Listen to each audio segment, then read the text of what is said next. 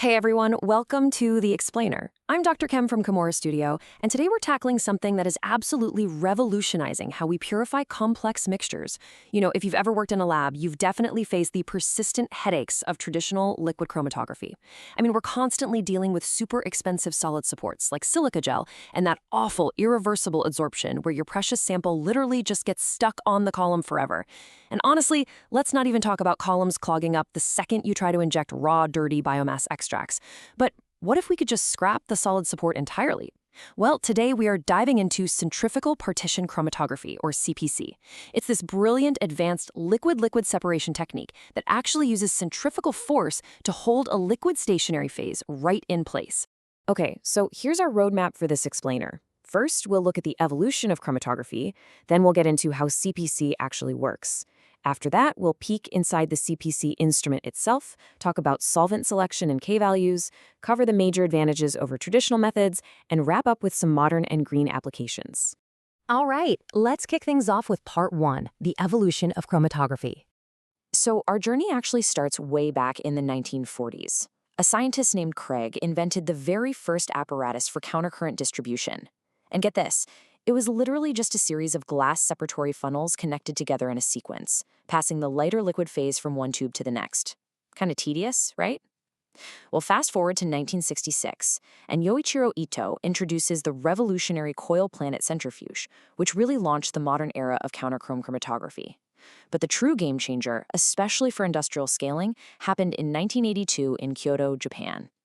That's when Wataru Murayama and Kenichi Nunogaki rolled out the first true centrifugal partition chromatography instrument, using a totally new hydrostatic retention mechanism. Moving right along to Section 2, how CPC actually works. So the real secret sauce of this technique lies in its hydrostatic design. Now, in traditional chromatography, your stationary phase is a solid powder, right? But in CPC, both your mobile and stationary phases are liquids, two immiscible liquids to be exact, like oil and water. So how does it work? Well, a massive centrifugal field is generated by spinning the rotor, and this literally locks the liquid stationary phase inside these specially designed microscopic channels. Meanwhile, the mobile phase is pumped in under pressure, and it just cascades right through that trapped liquid stationary phase. Let's zoom in a bit on the fluid dynamics happening inside those tiny cells, because it's basically a continuous three-step dance. First up is atomization. As the mobile phase enters the cell, it breaks up and forms tiny droplets, which is governed by Stokes' law. Next comes extraction. These droplets either fall or rise through the stationary liquid, and this creates a massive surface area for your analytes to transfer back and forth between the two phases. And finally, settling. At the very end of the cell, surface tension takes over and causes all those droplets to merge back together before they move on to the next cell. And this whole cycle, it happens hundreds of times in a row. Okay, let's lift the hood for Section 3, inside the CPC instrument. The absolute heart of this system is made up of two main components. First, you have a heavy-duty stainless steel monoaxial rotor. Now, unlike older planetary centrifuges, this baby spins on just a single axis. Then you have the partition discs. These discs have tiny, intricate channels engraved directly into them. When you stack dozens of these discs together, they form a tightly connected network of hundreds or even thousands of elemental extraction cells in series. Now, if you step back and look at the complete setup in the lab, it actually looks an awful lot like a standard preparative HPLC system. You've got your solvent reservoirs and high-pressure pumps doing the heavy lifting to push the liquids. You've got injection valves for your sample, and, this is crucial, switching valves. These switching valves are super cool because they let you run the system in either ascending or descending mode. That basically means you can choose whether your lighter phase or your heavier phase acts as the mobile phase. And finally, the flow just passes through a UV-visible detector and drips right into a fraction collector. Actually, operating the machine is a pretty straightforward 5-step protocol. Step 1, you pump in your stationary phase to fill up the rotor. Step 2, you spin up the rotor to lock that liquid securely in place. Step 3, you start pumping your mobile phase through until the whole system reaches hydrodynamic equilibrium. Step 4, you inject your sample into the loop.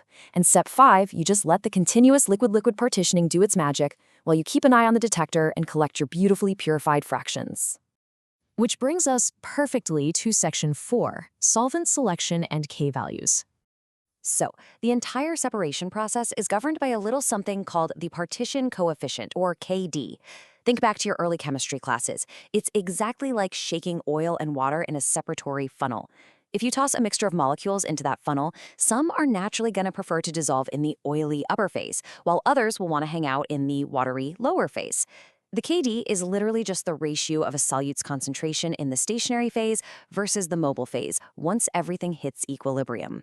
Because of this, the absolute most crucial part of method development is finding a biphasic solvent system, maybe something like hexane, ethyl acetate, methanol, and water, where your target molecules have a KD somewhere between 0.5 and 5. Why? Well, if the KD is too close to 0, your molecule has 0 affinity for the stationary phase. It's just going to flush straight out of the machine without separating at all. But if the KD is way too high, it gets permanently trapped inside the column. So hitting that sweet spot between 0.5 and 5 guarantees excellent chromatographic resolution and totally ideal retention times. All right, let's talk about why we care in Section 5, Advantages over Traditional Methods. First off, we really have to compare CPC with its close cousin, high-speed countercurrent chromatography, or HSCCC. HSCCC relies on a really complex planetary gear motion and generally operates at pretty low pressures, typically around 5 to 25 bar. But because CPC uses a much simpler single-axis circular rotation with rotary seals, it can handle way higher pressures. We're talking 40 to 160 bar. Now, higher pressure might sound like a bad thing, but it's actually fantastic because it allows CPC to deliver vastly superior flow rates. To put that in perspective, on an industrial scale, a standard HSCC unit might process 100 to 300 milliliters per minute. But a CPC unit of the exact same volume, it can churn through 1,000 to 3,000 milliliters per minute. That is a massive boost in productivity. And honestly, just eliminating the solid media yields some truly mind-blowing benefits. For one, there is 0 irreversible sample adsorption. You recover 100% of what you put in, no waste. Plus, you can literally inject crude, dirty, particulate matter like raw biomass extracts straight into the system, and it will never clog. No way you could do that with HPLC. Furthermore, it is incredibly scalable. You can move seamlessly from purifying milligrams in a research lab straight up to producing tons per month in an industrial setting.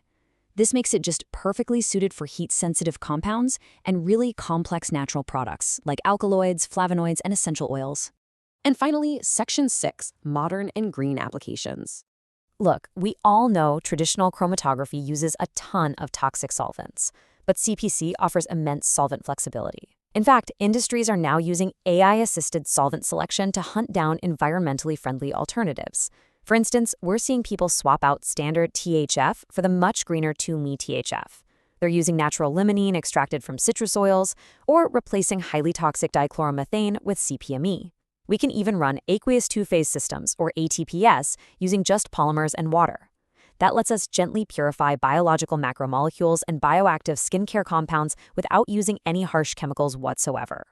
And because CPC is so incredibly robust and can handle those messy, crude extracts, it has basically become the ultimate tool for waste valorization.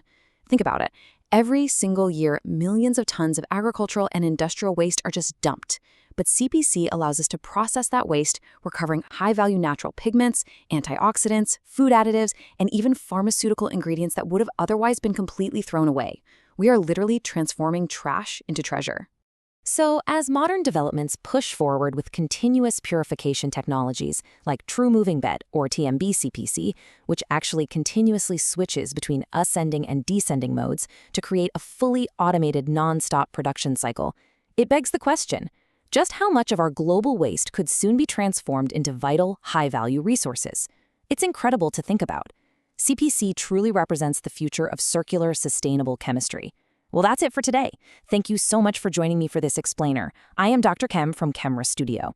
If you found this dive into CPC helpful, please go ahead and like, share, and subscribe to our channel for more deep dives into the incredible world of chemistry. See you next time.